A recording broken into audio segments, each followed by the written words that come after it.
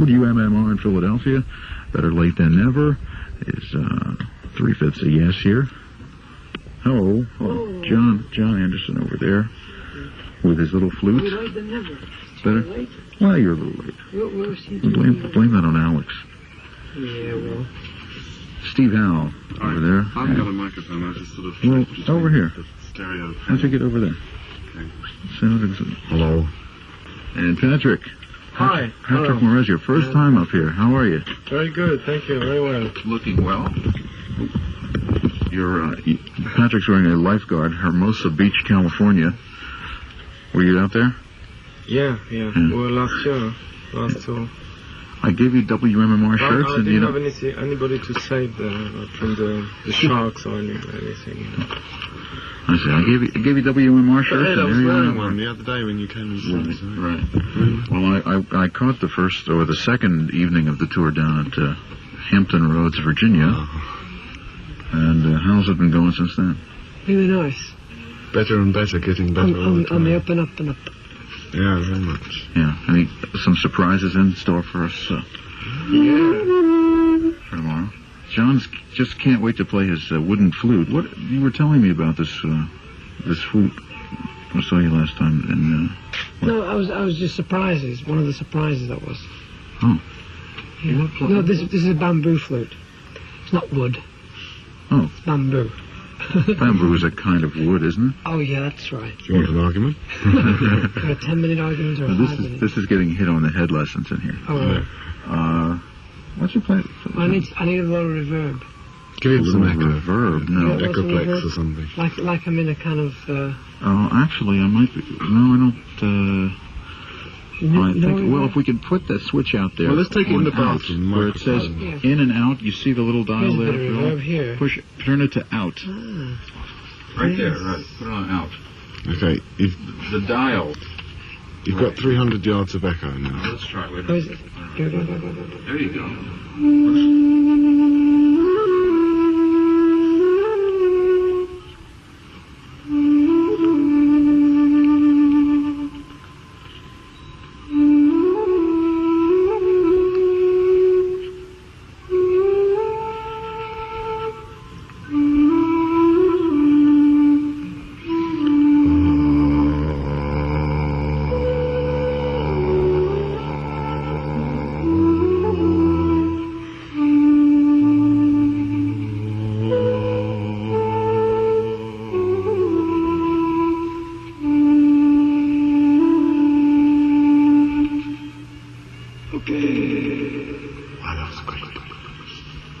Strange. I'm going to kill the echo here. It can all be in. Oh, you didn't hear that, but it was very interesting. We had the tape reverb there. Modern things. Really, that was an all-time first, I think, for us. Maybe we'll use that all the time. We'll use echo all the time. John's is the latest album to be coming out here, and why don't I play a little bit of your I think I have Flight of the Morglade. Yeah, Flight of the Morglade. We played that last time we were here. You played the rough cut. The rough cut. This is the new final version. Next cut. What? The next rough cut. The next. Oh, it's. No, this is the. No, I'm sorry, but this is the final thing, John. You have to release this now, as it is.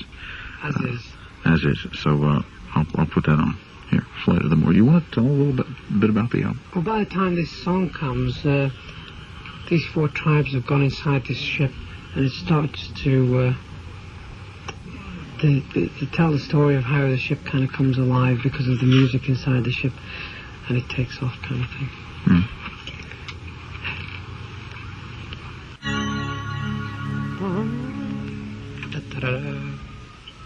You can continue. Wakey, wakey,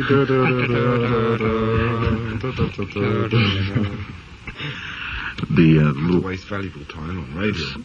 Oh, our time is not valuable. We'll give you a bill afterward. It won't cost you that much, really, to be on. Depending on if you have something important to say, then it's worth it. John, the album is Elias of Sun Hillow, And I've talked at length here with these other clowns in the band, and I haven't really talked at length with you about yours. But it's about the ship, right? Yeah, well, it's about planet called Sun Hello and 4 tribes on this planet, and these 3 kind of magicians come out of the skies to save the 4 tribes from certain death, because the planet's on a kind of destruction course. So Elias builds a ship, the Morglade, and Quake goes out to talk to the people to get them together to go on the ship, and Manyork goes out to kind of plot the course. And the ship takes off from the planet, and basically that's the story. It's a kind of Noah's Ark fantasy. Mm-hmm. Where did this story come from? Well, it just formulated over about 3 years, basically. You created it. Well, eventually I wrote it. I don't think you ever create things. They all kind of come in passing. And you actually write them out. You actually state them. It's like, I remember the earliest moment of the story came from looking at Roger Dean's work on Fragile and feeling the kind of motion from that and reading a few books on certain things and then feeling the need to write a musical story rather than write music for a story or a story for music. To write a musical story became a very strong need in me. Well, you did, in fact, create it, even though you might... Well, yeah. No, yeah. you were the first human to discover it, in other words. No, yeah, it was floating I wrote around. it down, you know, I wrote You're in the red, Ed. It was just floating around in the ether and came to you first rather than someone else, right? Is that what you did? Fine. Yes. Okay. A lot of time went into the production of the album. You did everything on the album, every instrument, every voice. It was a kind of intense learning period, which was fantastic. It was, it's kind of set me off on this kind of idea that I can always go away on my own and work on my own at a given moment. And was it? Would you call it fun? Was it? Oh yeah, it was extremely exciting at times, and extremely kind of the ups and downs were enormous. You can get very high and very low, all in the space of an hour. And on the music, and thinking you're getting somewhere, you think you're saying, oh, this is it, this is happening, and then all of a sudden it's not really happening, and so on. So you're questioning your validity as a musician continually. But it was originally a 2-month kind of going to take 2 months to make, but it took 6 months, and eventually, you know, I feel very much better for having gone for it.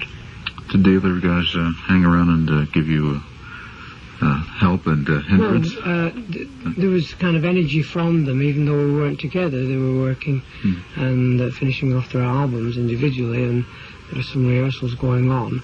And there was a couple of times we got together, but I was generally left to my own devices, so I could kind of just get on with it, basically. It's real nice. It's real good. Thank you.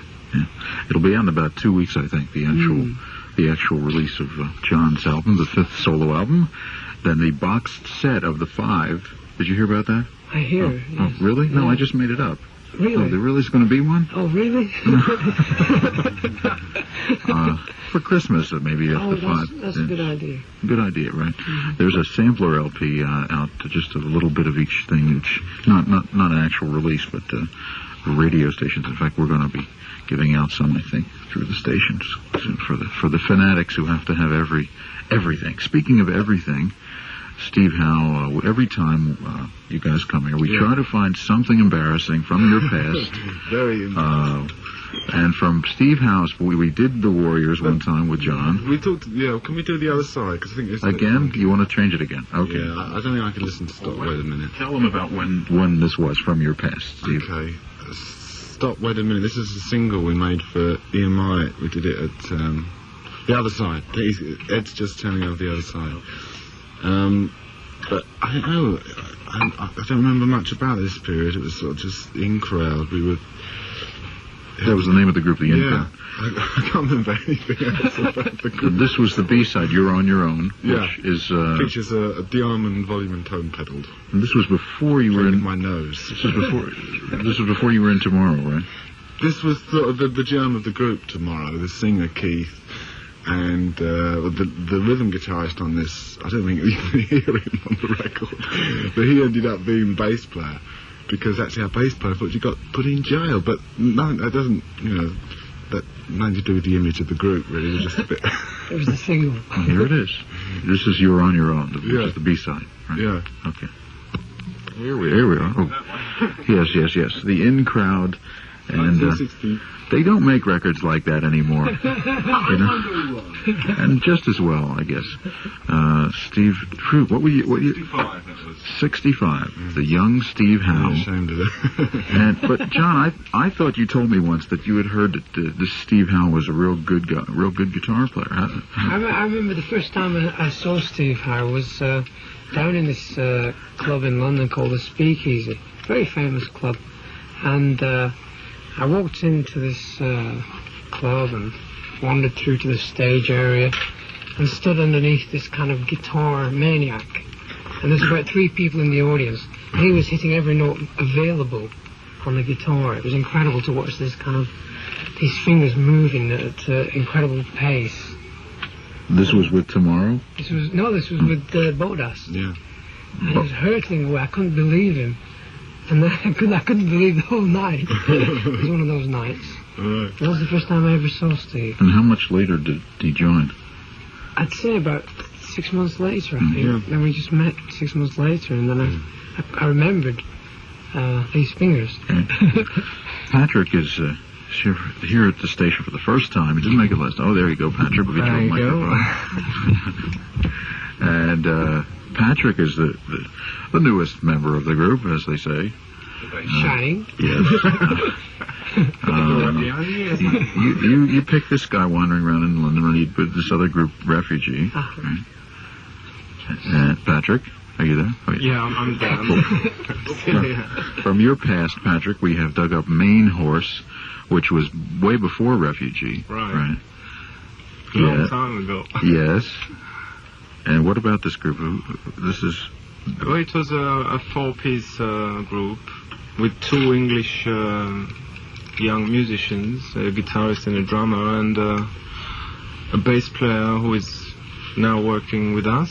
He's in the team, he's doing the sound, Jean Ristori, yeah. And he takes care of your studio, doesn't he? Yes, also? he did. He recorded my album, he engineered my album, Right. and Nice job. he played bass on the album and cello as well. And he composed actually one song, but if you want to play one track which is quite short and crisp, and just to remember Right. or to commemorate the day Yes. of today or tomorrow, we could play Such a Beautiful Day. Okay. I'll play Such a Beautiful Day. Just a moment here. Very good, then. We have Patrick and Steve and John from Yes Here. I'm not here. Steve is not here, but our Played number... loud because the production was not very good. Is that what you do to disguise that? You play. Our number is 561-5933 if you want to chat with any of these boys. Here. There you go. Such a beautiful day. Whoa, heavy metal music there from Patrick Moraz and Main Horse. Yeah. Ooh, back around 1970s pickup. Right, we did this album about 6 years ago now. Wow. It was strange to hear it now, really. How long was the group together? About 2 years, a year and a half. Mm-hmm. And that was around the time that I think they came to see you, or you came to see them. Was it in Switzerland? Well, Yes was playing a concert in Basel in Switzerland, and we were playing in one of the clubs there, and they all came in one afternoon, we were playing, shooting ourselves on stage, and Yeah. and they were here, and then we went to see them in the night, We eventually met. I think I met Chris and what was it? Who was? Montreal. Yeah, no, in Basel. Oh, in Basel, yeah. I remember in the afternoon going down that steep hill, on the left-hand side was that Right. club. That club with 3 Yeah, stores. yeah. Yeah. Yeah. Well, He must have got it on because it was a couple of years later, I guess, Patrick joined the band. You said you always wanted to join this band, Patrick. I always admired the band, yeah, very, very much. So, I think it's always been very influential. First time I saw Yes was in '69, in April '69, at the Golden Rose Festival in Montreux, and I was with Jean actually there, and it was really the only band which really came through as a true professional band. I mean, really a gem, you know. We thought that's a band who's going to really make it very big. Mm-hmm. So now what do you think? Now that you joined them, you're still okay, right? How, yeah. Yeah. The tour has been underway for a couple of weeks. I saw you down at Hampton Roads.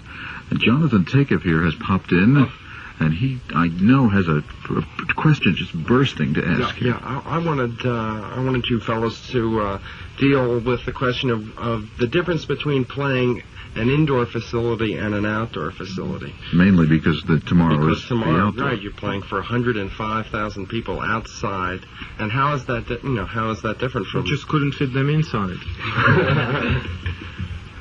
It's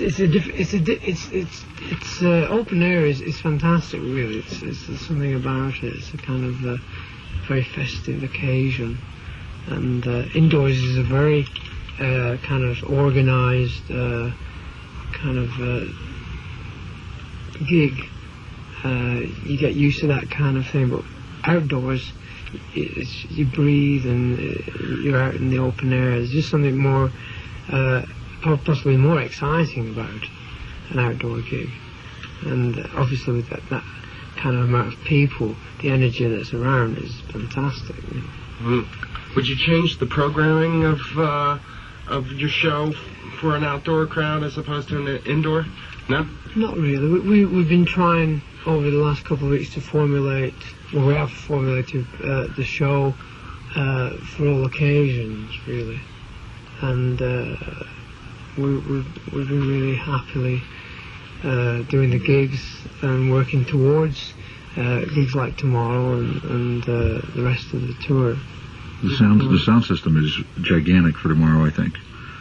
Yeah, it's two two Fender Rhodes. Two cabinets. And a nice society in the backstage. Yeah. I have to shout a bit louder. Is that right? Yeah.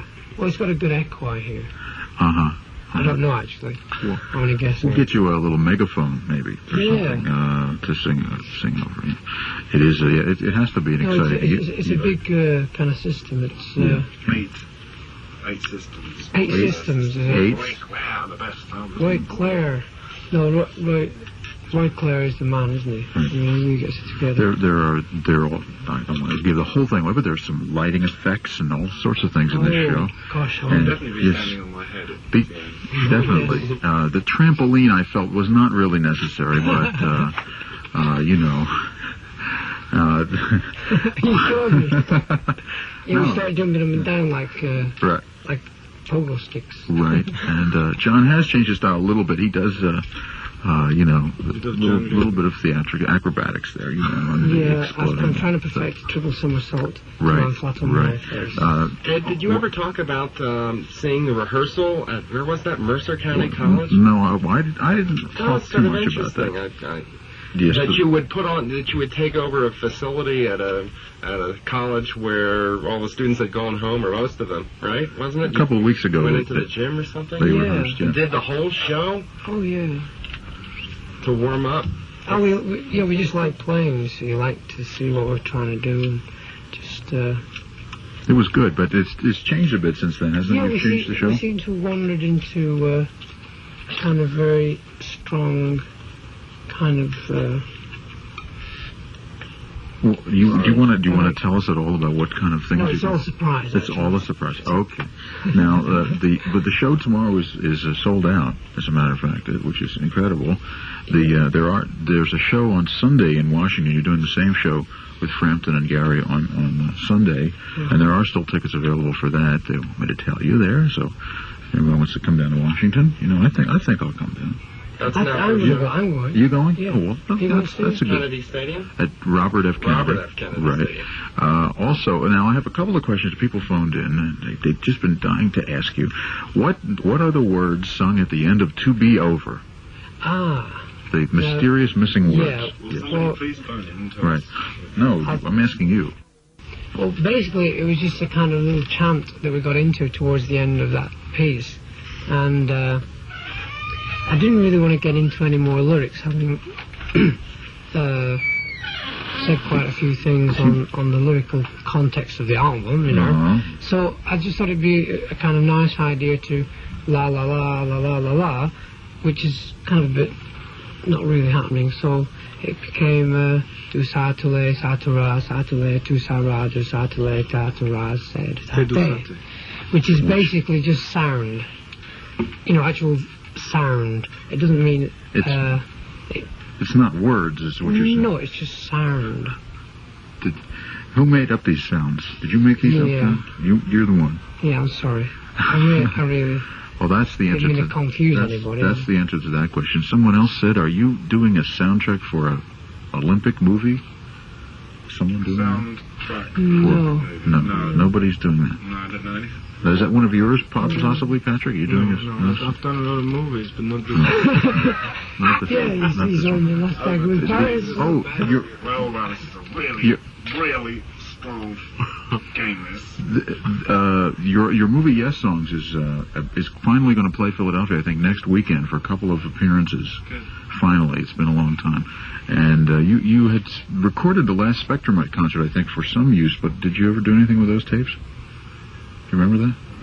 We still got them. We were listening to them before we came over here.